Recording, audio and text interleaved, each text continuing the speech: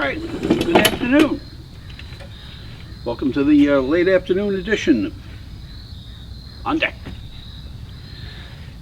So we're working in prep test 87, section 2. We're going to start here with question number 16. The issue presented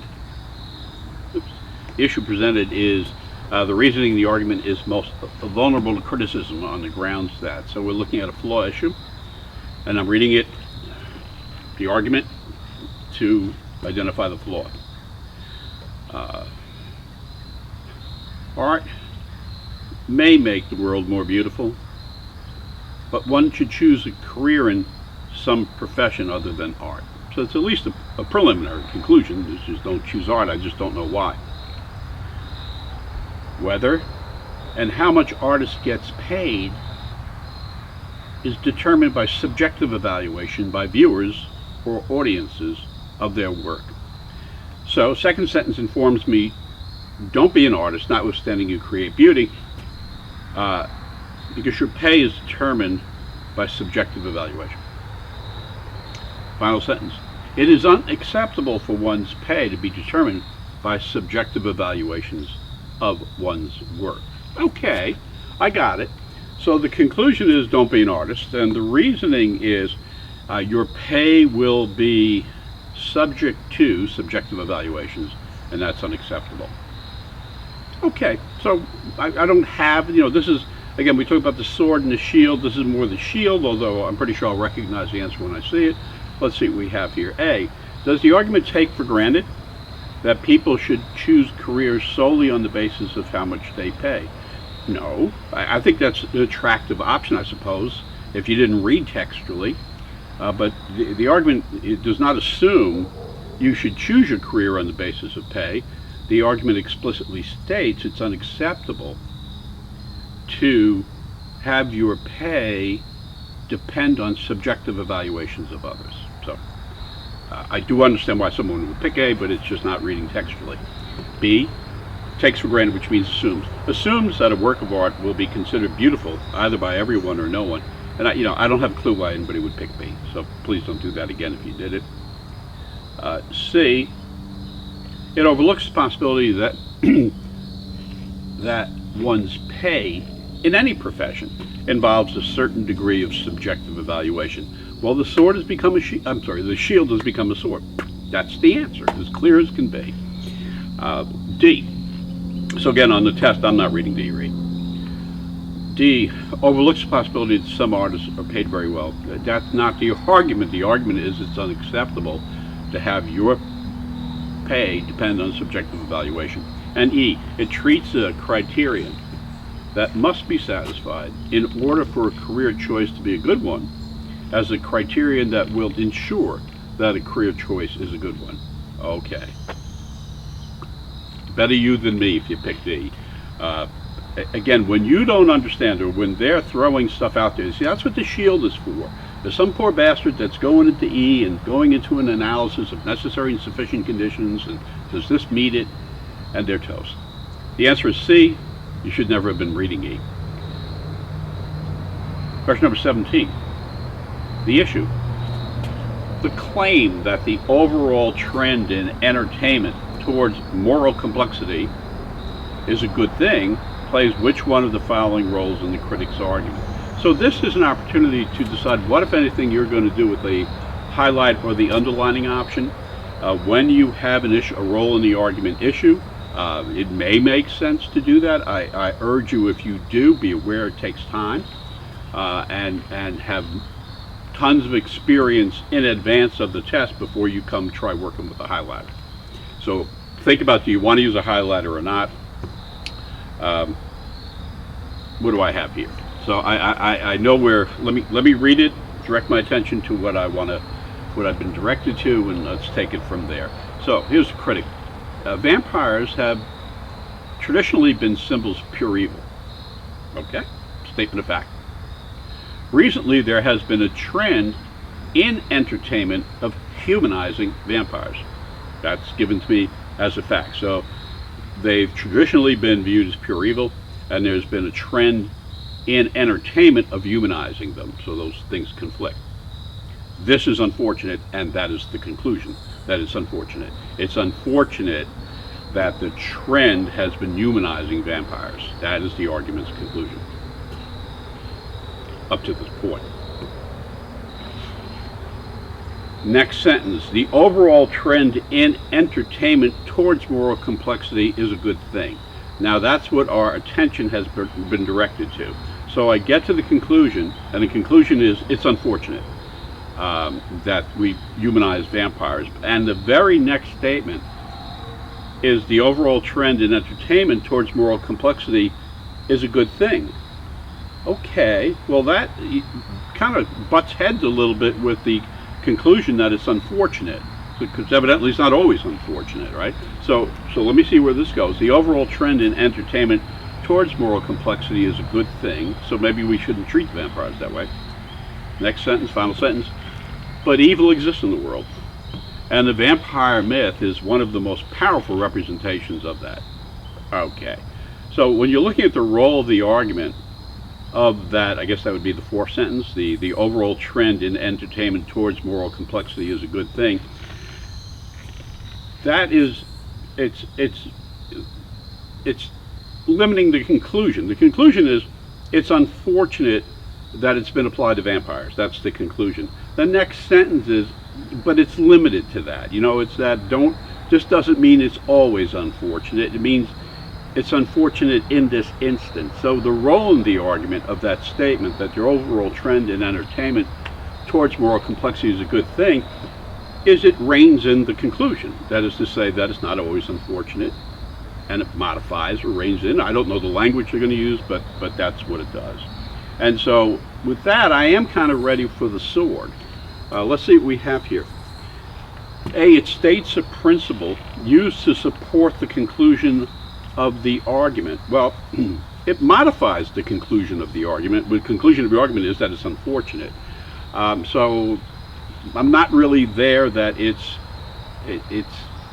really kind of modifying it. So no, and and it's not a principle. It's simply saying there's a trend this way. B, it places limits on how broadly the conclusion of the argument should be generalized. That's what the sword is for. That's the answer. If you do IRAC and you practice this, you will get better at it. And B is the answer. So I'll look at the rest of these. C, it justifies the need for the arguments being given. I don't have a clue what that means. That's not why it's there. D, it provides a hypothesis that is rejected in the conclusion of the argument. No, it's not. One, it's not a hypothesis. It's an observation that this is the overall trend. You know, and beyond that, even if you were to say that's a hypothesis, it's not rejected in the conclusion. The conclusion's argument that this is unfortunate refers to the vampires. This statement then takes that and says, well, okay, yeah, we think it should apply to vampires, but not beyond that. So it's not rejected in the conclusion, because the conclusion is limiting itself to the trend with respect to how it impacts how we perceive vampires. And E is the conclusion of the argument, which is simply is not. So again, you want to be careful, certainly when you're using this as a sword, and when you get to the back half of the test, you want to be extra careful about that. But the answer there is B for Brutus. If we look at question number 18, and of course now we're in some of the more challenging materials, so have a plan. 18, which one of the following, if true, provides the strongest support for the biologist's hypothesis? We're going to get a hypothesis, so you want to be alert for when that hypothesis arises, and then you want to support that particular hypothesis. All right, we have here. And again, with it seeking the strongest support, number 18, you probably should read all 5. Here goes. Some killer whales eat fish exclusively, but others also eat seals. I got it. At least it's down to earth, right? So I got the killer whales. Some just eat fish, some eat seals as well. Different groups of killer whales, quote unquote, chatter in distinct dialects. And the dialect of seal-eating killer whales are recognizably different from those of killer whales that do not eat seals. I got it. So you can distinguish the killer whale that's going to chow down on a seal because its chatter is distinguishable. Next sentence. Harbor seals use their ability to distinguish between different killer whale dialects to avoid seal-eating killer whales. Okay, I got that. That's what harbor seals do. Good for harbor seals, makes sense. Marine biologists hypothesize, see, if you forget that's what you're looking for, see, here's what I'm looking for. This is a hypothesis. So based on that, marine biologists hypothesize that young harbor seals start with an aversion to all killer whales, but then learn to ignore those that do not eat seals. Okay, so now I have the hypothesis. The hypothesis involves young harbor seals. They start with an aversion to all the whales, but then learn to ignore those that leave them alone, basically. Okay, and now I want to support that hypothesis. So let's see what I have here. A, killer whales that eat seals also eat other marine mammals that are similar in size to seals. What in God's name does that have to do with this argument?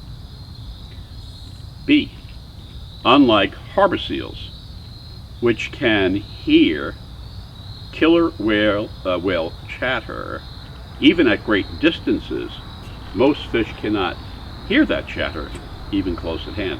I'm beyond, you get the shield stuff, I don't know what the wording of the answer is going to be.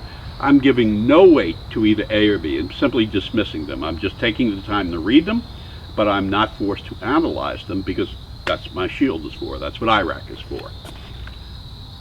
C, when mature harbor seals first listen to the recorded chatter of killer whales that eat only fish, but whose dialect is unfamiliar, the seal rapidly swims away from the sound. So my shield doesn't throw that off because, what's making this challenging is they're talking about in C, mature harbor seals, right? And the hypothesis has to do with young harbor seals.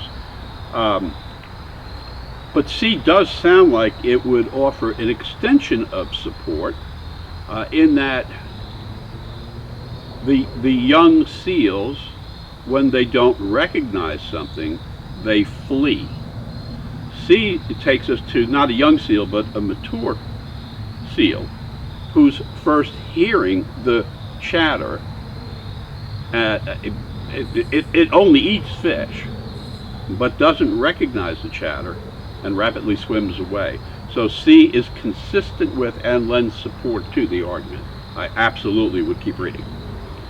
D, young harbor seals show no natural aversion to any seal predators other than killer whales. Who cares? And finally we get to E. If a fish-eating killer whale mistakenly attacks a harbor seal, that seal, if it survives, will subsequently avoid all killer whales that chatter in the attacker's dialect, but other harbor seals will not. So, it seems to me E presents competition to C. And you say, well, okay, that's why it's got question number 18 here, and it's almost certainly a level 5. If I'm thinking about this, okay, so E informs me that if there is a regular whaler, right, not the seal one, and the regular one attacks the harbor seal, that seal, if it survives, which you may or may not, but if it survives, will subsequently avoid all killer whales that chatter in the attacker's dialect, but other harbor seals will not. Well,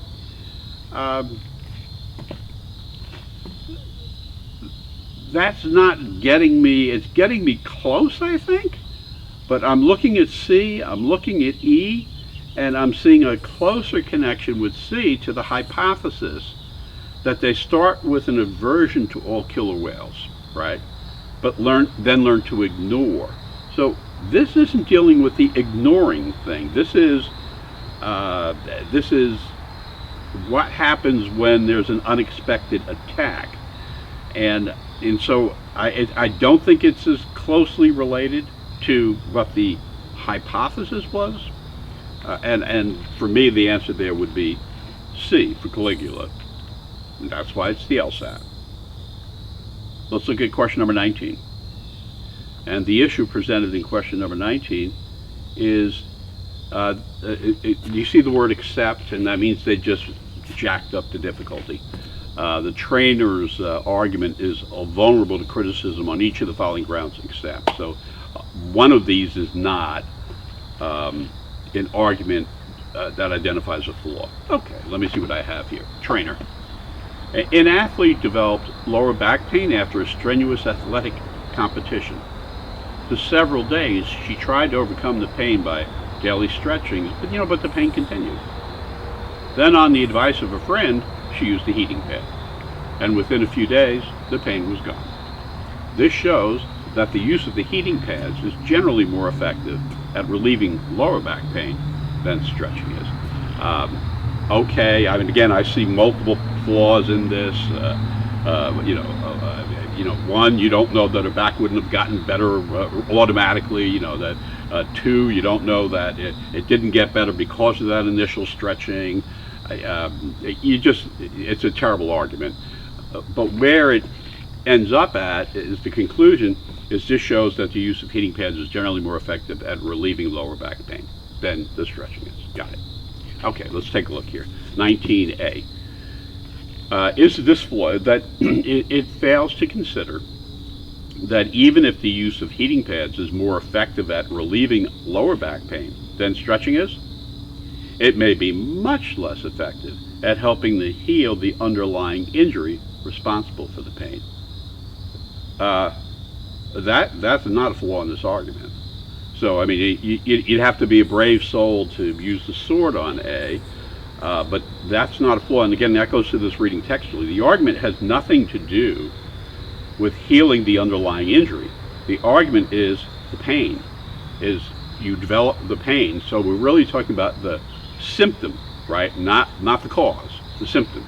And how do you deal with the symptom? And this deals with the cause, which isn't the argument. So A does not.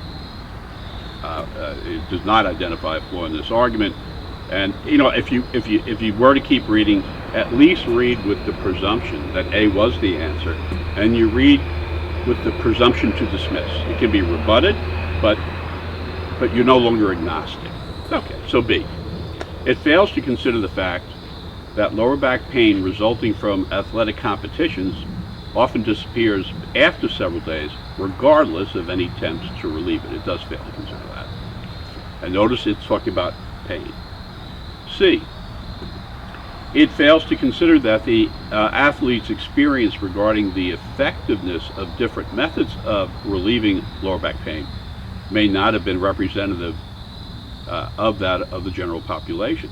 Yeah, because the conclusion isn't that it was effective for this athlete. The conclusion was that it is more effective overall, and we have no evidence of that. D, it overlooks the possibility that the effectiveness of different methods of relieving lower back pain may vary substantially, depending on the underlying cause of the lower back pain, and that is correct as well. Here you're saying, well, it does overlook the possibility that the effect you're working, the symptom you're working on, right, is unrelated to the cause of that. So, yes, that is not in this argument. That is a flaw within this argument. That does overlook that possibility. And E, it overlooks the possibility that there might be ways of stretching that are much more effective at relieving lower back pain than were the ways the athlete tried. Absolutely. You just didn't have a good protocol for stretching, and a better protocol would have resulted in a different outcome. So the answer to question number 19 is A for Augustus. And let's do number 20. We'll close out on 20. And 20, the claim that literary theorists evaluate particular literary works as being ideological expressions that are more or less interesting and successful plays which one of the following roles in the argument. Now, how friendly is that? Don't you just want to hug them? So you don't do question. I mean, look, if you're going to do very, very well, of course, you're going to do question number 20. If you just want to get to law school, let some other poor son of a bitch figure out question number 20. We'll do it because, well, that's what I get paid for, I guess, you know.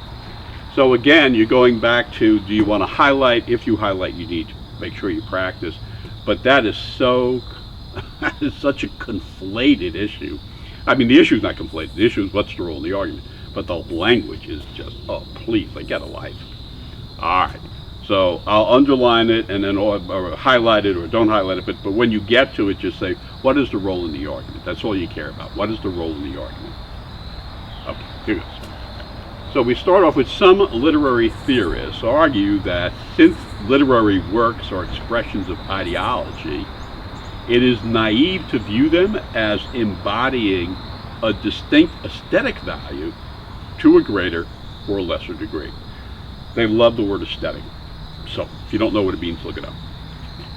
All right, so let me reread that. I got the literary theorists, right? And some of them argue that since literary works, like, you know, novels, are expressions of ideology, okay, I got that, it's naive to view them as embodying a distinct aesthetic value to a greater or lesser degree. Okay, so there's some disconnect here between aesthetics and expression of ideology, and since they have an expression of ideology, there's no point of talking about those embodying distinct aesthetic value. That's nice. Next sentence. But these theorists evaluate particular literary works as being ideological expressions that are more or less interesting and successful. So that's the information we've been directed to. If you're trying just to throw off the yoke of the language, you could certainly look at their use of the word but, meaning the role in the argument of the second sentence has to, well, doesn't have to be, but very likely will distance itself from the first sentence. So if you're thinking role in the argument, you can be saying, well, it must be the case that this second sentence is separating, creating separation from the first, and it is, because it's saying, well, you know, those theorists who have that view that it's naive to see these works as embodying a distinct aesthetic value, those theorists evaluate particular literary works as being ideological expressions that are more or less interesting and successful. Okay, so they themselves seem to do what they say shouldn't be done. And then we have, therefore, the theorists succumb to the view they wish to undermine. So when you get past the language, again, there are no shortcuts on this test, but if you can recognize that the final sentence introduces the argument's conclusion, and you can further recognize that the second sentence creates separation from the first sentence, and then by inference lends support to the argument's conclusion, then you're in the ballpark, right? Because in terms of the role in the argument of that sentence, second sentence, is ultimately to lend support to the argument's conclusion, which is in the third sentence. I don't think I could do any better than that. This is certainly the shield and not the sword. Let's see what we have here. A, and we're referring to that second sentence. It is presented as evidence for the conclusion that it is naive to view literary works as embodying a distinct aesthetic value to a greater or lesser degree. Well, that's not the conclusion. The conclusion is the theorists succumb to the view. So A is not the answer. B, How about it is presented as evidence against the claim that it is naive to view literary works as embodying a distinct aesthetic value to a greater or lesser degree. So that would just say that it's presented as evidence against the first claim. Okay, but really it's presented as evidence in support of the argument's main conclusion, which is coming. So you would keep B open, because it seems to me you read B, you say, well, it is presented as evidence that whether it's against, it's certainly creating separation. So you would keep B open. But it's not what I'm looking for, because I'm looking for them to say its real role here is not just to do that, it's to support the argument's conclusion. C, it is a conclusion, so you don't have to read any further. It's not a conclusion, so it's not. I mean, I'll read a little further, but why are you reading that? It's not the argument's conclusion. It is a conclusion for which the claim that it is naive to maintain that literary works embody a distinct aesthetic value to a greater or lesser degree is offered as evidence. Good luck. D, it is presented as evidence for the conclusion that the literary theorists have come to the view they wish to undermine. Yeah, absolutely. It is, again, break that down. It is evidence for the conclusion, and the conclusion is the theorists succumb to the view they wish to undermine, and there's the language. So go back and look at B and look at D and tell me that D isn't more compelling. And in E, it is presented as evidence against the claim that literary works are expressions of ideology. Yeah. So the answer to question number 20 is D for Drusus, and that's our session for this afternoon.